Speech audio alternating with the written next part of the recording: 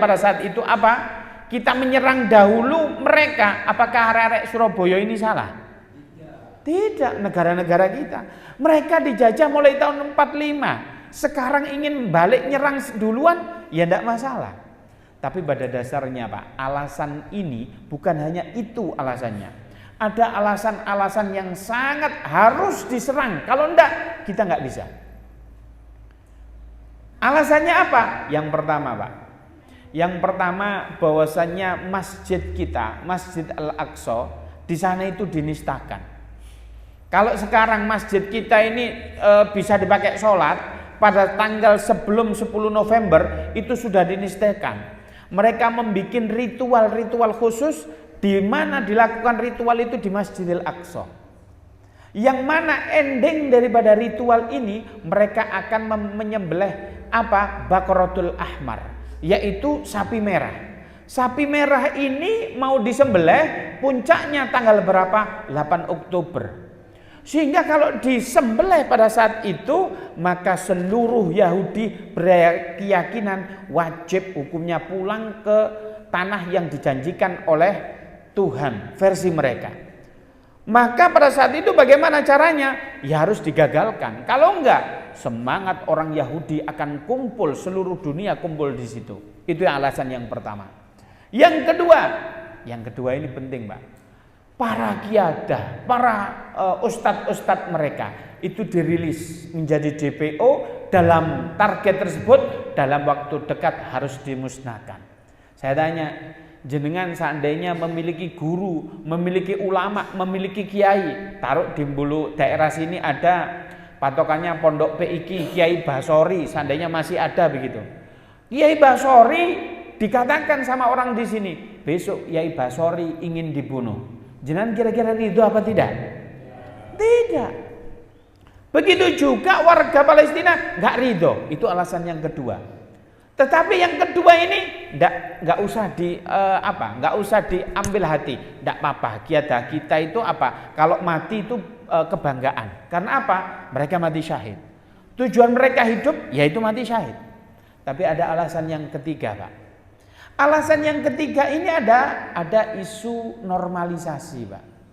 Bagaimana isu normalisasi ini? Isu normalisasi ini bagaimana Israel melobi khususnya negara Saudi Arabia. Yaitu apa? Yaitu bukan presiden, raja sekarang MBS gitu ya.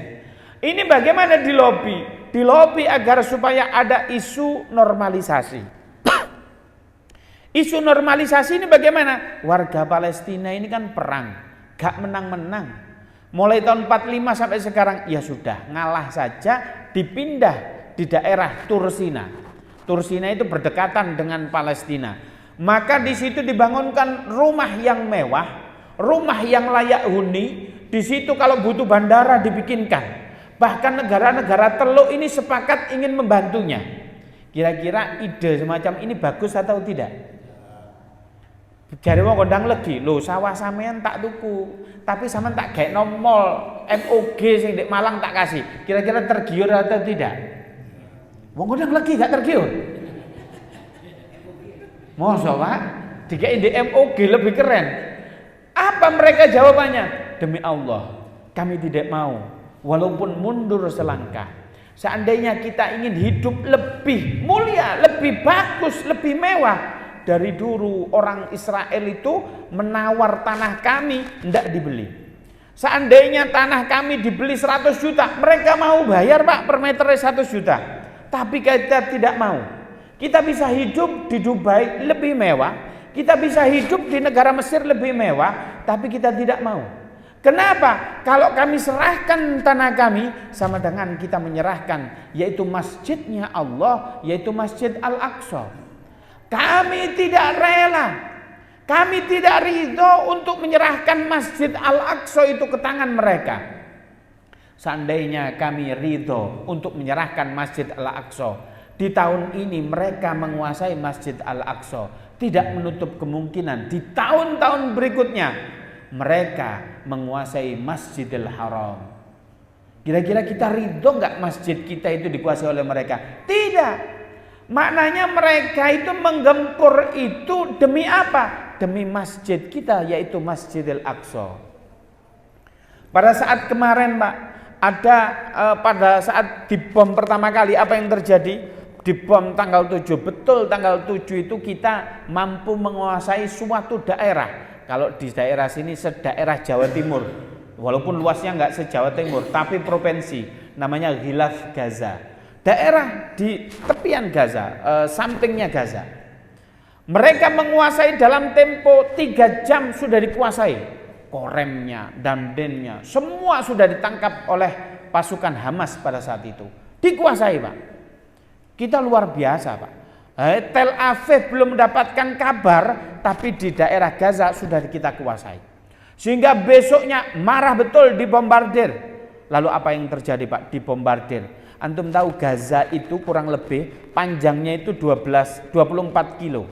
Lebarnya yang terlebar itu 12 kilo. Yang sininya sempit Pak. Berarti ya kurang lebih sak gondang legi ini Pak. Loh iya Pak. Kecil sekali. Tetapi pada saat tanggal 8-nya dibombardir Pak. Di daerah sini ada Masjid Istiqlal. Ada Rumah Sakit Indonesia. Ini dekat sekali dengan Israel. Saya pernah datang ke situ tahun 2012 tatkala proses pembangunan. Itu dibom Pak. Pada saat masjid ini dibom, kemudian apa yang terjadi? Orang-orang mengungsi ke rumah sakit. Rumah sakit itu juga dibom. Orang-orang mengungsi ke sebuah kampus, maka kampus itu dibom. Per hari pada saat itu, baik itu rumah sakit maupun itu kampus, per harinya 500 orang yang syahid. Yang cacat banyak orang Pak. Pada saat itu semua dibom di daerah Gaza. Kemudian mereka mundur ke sini, semakin ke sini, semakin ke sini, sampai ke sini mepet ke daerah dekat Mesir. Dekat Mesir ini perbatasan Pak. Perbatasannya namanya Rafah. Rafah itu satu kota yang separuh ikut Mesir, yang separuh ikut Palestina. Maka pada situ pengungsi di situ Pak. Maka di situ ada border. Border itu perbatasan. Itu juga sudah dikuasai oleh Zionis Yahudi. Apabila dulu border ini dikuasai sisi sana Mesir, sebelah sini Gaza. Sekarang enggak dikuasai oleh Zionis Yahudi laknatullah. Kalau di daerah tepi barat, jadi Palestina itu secara keseluruhan ada dua Pak. Separuh yang di sini Gaza, yang sebelah sini yaitu West Bank atau tepi barat. Ini berbatasan dengan Jordan, yang sini berbatasan dengan Mesir. Nah yang di sini perbatasannya sudah dikuasai Zionis Yahudi laknatullah. Yang di sini dikuasai oleh Mesir dan Palestina, tapi sekarang dikuasai oleh Zionis Yahudi laknatullah. Semua dibombardir, bahkan akhir-akhir ini pengungsi yang di sana campnya juga dibombardir tidak karu-karuan. Di sana sungguh mencekam Pak. Bahkan di sana ada orang bikin lubang. Anak kecil setelah dibikin lubang main Pak, anak-anak kecil ini main. Kemudian ditanya, ini kamu lagi ngapain? Iya, kami lagi main. Ini tempat apa? Jawabannya anak kecil itu bilang begini, iya, ini calon kuburan kami. Loh kok bisa? Iya, Zionis Yahudi ingin membunuh kami, tapi kami siap. Tapi ada yang aneh Pak, di tangan-tangan mereka tertulis nama-nama mereka. Umar bin Abdullah, Umar bin siapa, atau Faruk, siapapun nama-namanya ditulis di sini. Kenapa tangan kamu tulis? Iya, agar supaya seandainya tatkala kami tidur, kemudian ada bom menyasar ke tubuh kami, kemudian apabila tubuh kami terpecah belah begitu Pak, terpecah itu, patah-patah begitu. Kemudian tatkala umi saya nanti mencari saya dan ketemu tangan itu ada tangan tulisan saya, maka umi saya nggak perlu repot-repot nyari saya, karena saya sudah menghadap Allah Subhanahu wa taala, karena saya sudah syahid. Oh itu loh Pak. Anak kecil di sana begitu luar biasa. Sehingga dibombardir luar biasa. Bagaimana makanan itu tidak bisa. Makanan itu tidak bisa diakses karena ini di tembok, di blokade kurang lebih 12 meter. Gaza ini tidak bisa diakses Pak. Itulah keadaan saudara-saudara kita. Saya ingin cerita sedikit Pak. Tahun 2012 Saya diizinkan oleh Allah Subhanahu wa taala bisa memasuki negara Palestina, khususnya Gaza. Gaza ini sulit sekali diakses, Pak. Sulit karena sudah diblokade. Tahun 2012, saya ini pada saat perang, saya datang ke sana. Istri saya izinin, ya silakan berangkat. Alhamdulillah sama istri saya diizinkan.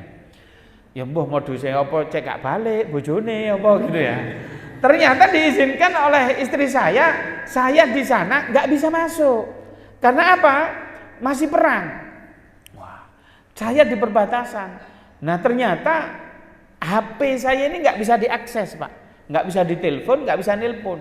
Istri saya ternyata nangis, saya bentino, Pak. Kerjanya datang ke syekh satu, ke ulama satu, minta doa. Ittaqillah fasbir, takwa, sabar. Insya Allah suamimu aman-aman saja. Padahal sana saya nggak ikut perang, masih di perbatasan, masih ngopi-ngopi begitu, Pak, masih santai gitu. Pada saat itu saya melobi terus begitu. Alhamdulillah perang reda 2 hari setelah pasca perang, saya diizinkan masuk melalui lobi-lobi, melalui kerjasama dengan NGO Inggris, melalui lobi-lobi DPR. DPR waktu itu berkunjung ke sana, saya nyempil, Pak, di situ. Alhamdulillah bisa masuk. Tapi Pak, di perbatasan itu, di Mesir, itu banyak sekali pengemis, Pak. Waktu saya masuk Gaza, saya di border ada yang ngemis, tapi orang Mesir. Kita ketahui Mesir ini kan negaranya lebih kaya daripada Palestina. Kita masuk ke Palestina, Masya Allah Pak, saya tidak menjumpai satu pengemis pun di sana. Saya ini perwakilan NGO, Pak. Dalam notabene, duitku sak tas, Pak. Bukan duit saya, duit jamaah. Saya dari masjid ke masjid, dari kampus ke kampus, dari majelis taklim ke masjid taklim. Istilahnya ngompreng, Pak, agar supaya dana itu terkumpul. Kita bawa ke sana, Pak. Nyampe di sana, banyak orang yang membutuhkan, Pak. Membutuhkan di sana, rumahnya hancur. Nggak ada itu, ketemu saya. Ya Ustadz Muhammad minta tolong dibantu. Nggak. Mereka itu senyum. Bagaimana mereka itu menjumpai orang Indonesia, mereka senyum sekali. Juga santai saja. Mereka itu tidak mereka tidak ingin mengemis ke kita. Itu yang terjadi di sana. Tapi Pak, ada pemandangan yang aneh. Saya di hari yang pertama, pada saat masuk, itu ada anak-anak kecil sudah aktif sekolah lagi 2 hari pasca perang. Pada saat saya lewat di depan sekolah, mereka ada upacara, Pak. Upacaranya enak, Pak. Ustadznya, gurunya itu santai saja. Ya fulan, istamir hadil ayah. Kalau upacara di sana, siap-siap, Pak, santrinya. Ditunjuk, kamu lanjutkan ayat ini. Bismillahirrahmanirrahim, bisa. Lanjutkan ayat ini. Itu anak-anak kecil di sana semua rata-rata pada hafal Al-Qur'an. Di sana adalah daerah terpadat penghafal Al-Qur'an di sana. Luar biasa.